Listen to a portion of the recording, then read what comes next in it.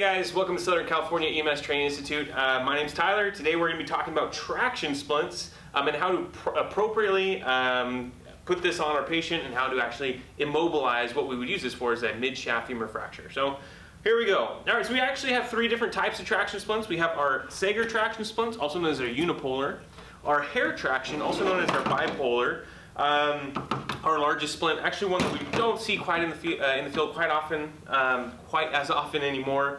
And then the last one is our KED traction splints, or Mackendrick device traction splints, or tent pole traction. And you see how nice and small this fits up. The idea of a traction splint is again, this is for an isolated mid-shaft femur fracture. That means that it's only a femur fracture. There's no injuries above or below that fracture site. And it's only, right, a femur fracture mid-shaft, or a little bit inside that proximal third, distal third, area. But guys, it can't be towards the end of the bone. It can't be towards the top of the bone. It needs to be mainly in the middle of that femur. So that's what this device is for. Now what we're going to use it to do is it's going to pull traction. So we're going to take that femur, that bone, when it breaks, it's going to break, and then those large muscle groups pull those bone ends back together. And so now we've got the shortened leg, and typically it's externally rotated as well.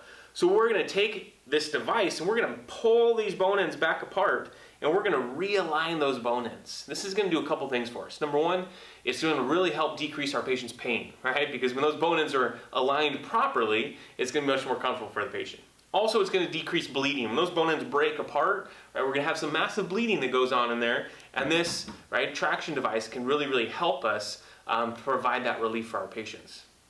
And then lastly, it's going to decrease any chance of further injury because those bone ends that are sharp, and if they move around, they can kind of lacerate and tear through other muscle tissue, blood vessels, or typically nerves and things like that. So that's what our traction splints are for. Now let's go ahead and let's show you guys how to administer or put on some of these traction devices.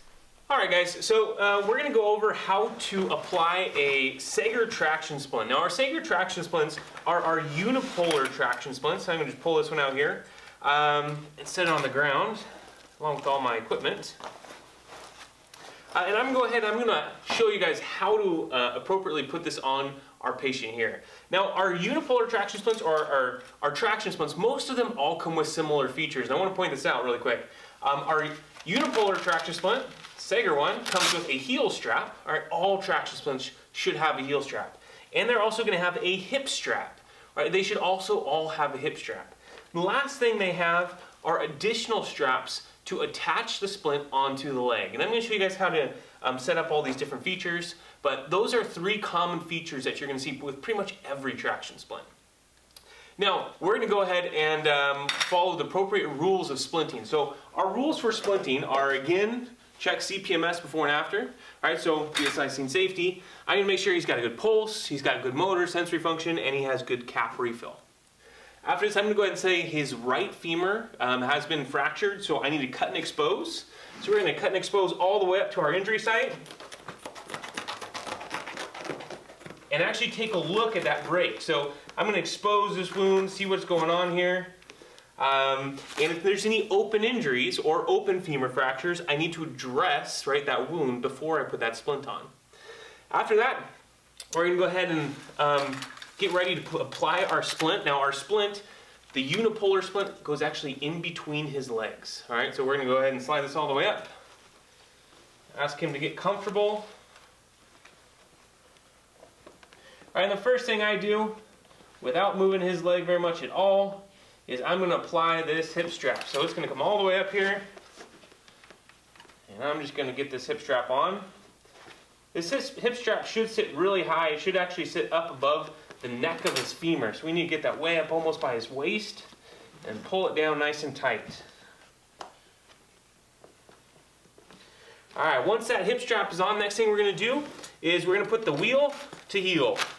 So that wheel should go right next to our patient's heel, and we're going to apply our ankle strap. Now don't get confused by the ankle strap. It's just a little stirrup. It should go directly over the foot. And we're going to just wrap it directly around our patient's ankle. Now we do have to be very careful here whenever we're moving our patient's leg. Any movement is going to cause our patient to be in a lot of pain. Thankfully, my patient's not very awake. So he's not in too much pain right now. That's what helps when you work on a dummy. Now that our ankle strap's been applied, what we have to do is we actually have to go and pull our traction. This is going to help re-lengthen our patient's leg here. So this part is going to be a little bit painful for the patient, but they will feel some relief, right, once that bone gets back into its normal place and after those muscles start to relax and start to pull apart a little bit. So this is the part where we call pulling traction. With the Sager traction splint, we pull based off of our patient's weight, right? We pull to 10% of the patient's body weight. So if my patient were to weigh, say 150 pounds, we pull to 15 pounds of traction or 15 pounds of pressure. Now, how do we know that, right? Well, down here on our little wheel, we have a little pressure gauge. So as it hits a certain amount of tension, we'll be able to determine exactly how much pressure is on this device. So I'm gonna go ahead, I'm just gonna pull some traction really quick. Say 15 pounds for this patient. And now that traction's been applied, we can see how his leg actually looks a lot straighter. It was bending before. So what's happening is this hip strap should be anchoring way up on his femur, and that ankle strap should be way down on his ankle, and they're pulling it apart, hopefully to re-lengthen those bones. After this, what I'm going to do is I'm going to go ahead and I'm going to apply the other straps that are going to actually attach it to my patient's leg. This one comes with 3 different straps. It's going to come with some long ones and some littler ones and some medium ones, obviously. The long one's for his patient's femur, so we're going to go ahead and I'm going to use this long one first.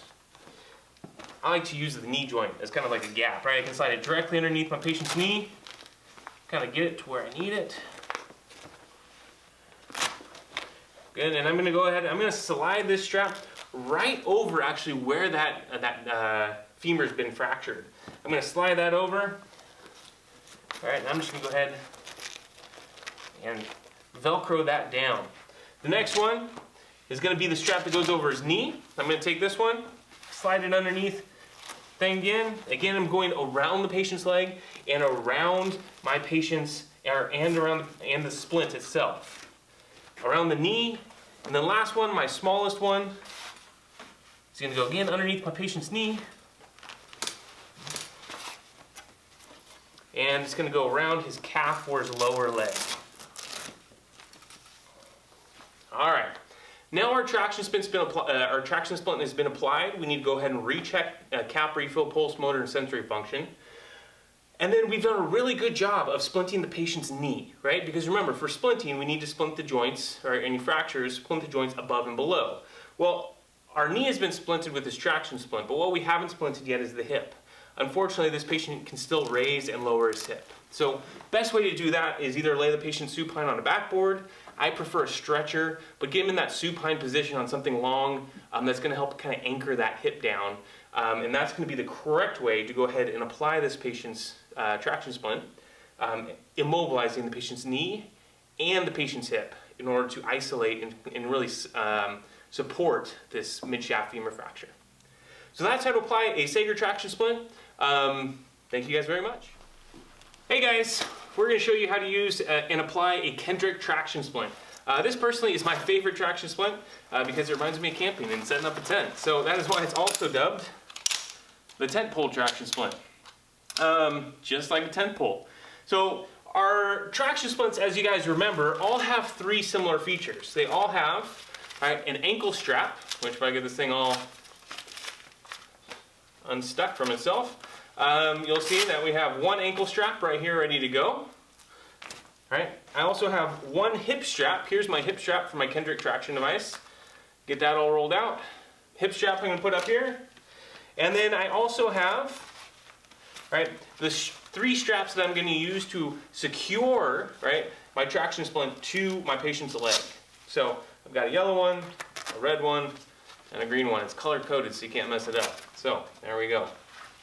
All right, now I'm going to go ahead and remember, when we're splinting this is for an isolated femur fracture. It can be open or closed, but again, we're using this for a mid-shaft femur fracture with no injuries above the leg or no injuries below the leg.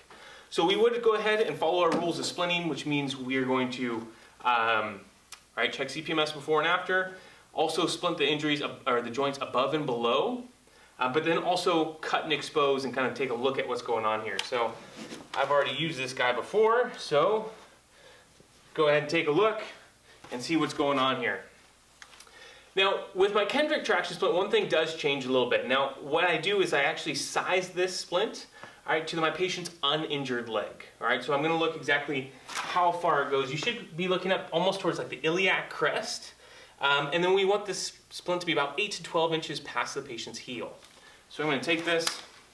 Patient looks like he could use one off, so you just go ahead and bend it over just like that. All right, and then this end comes up here, and you can actually just put it right onto the end. Now that I have here, if you guys remember, I've checked the uninjured leg. I've sized this one to the uninjured length, because that's the one that's going to be the correct length. And then this one we're going to try to make the correct length.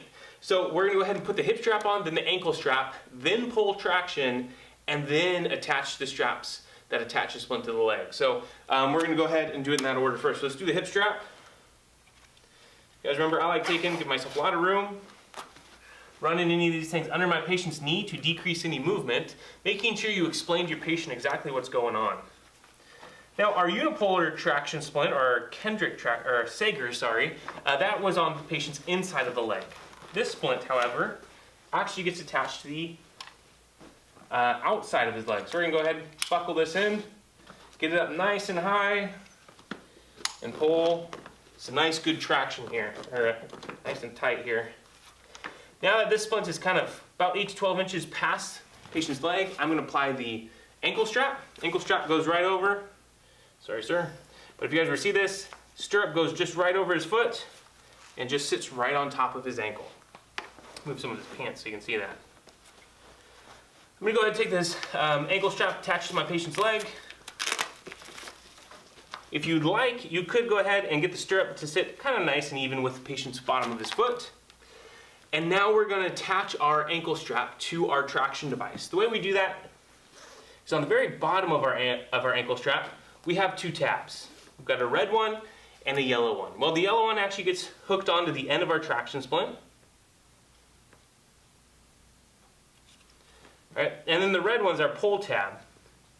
All right. So this one we're actually going to go ahead and we're going to pull traction with it. And once we pull traction, and that bone kind of gives him some relief, then I can go ahead and I can attach these other straps. So I'm going to go ahead and pull traction on patient splint.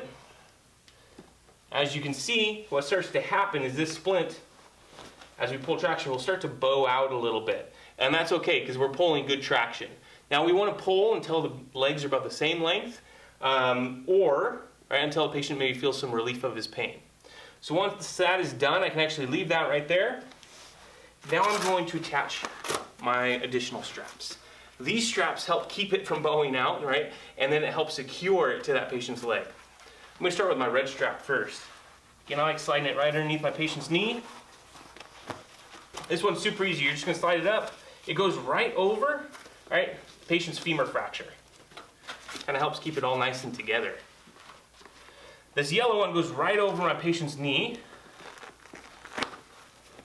Just going to get up right up where it needs to go, and then directly over my patient's kneecap. The last one, the green one, is the smallest one, right? It's going to go right over my patient's calf. Alright, so now my traction splint has been applied correctly and appropriately. Remember, I should recheck CPMS, check my patient's pain scale. I've done a good job of keeping and immobilizing my patient's knee. But remember, I need to immobilize the joints above and below. So I also need to immobilize this patient's hip. He should also be placed on a backboard. More preferably would be a stretcher, something that's padded to kind of give him some comfort.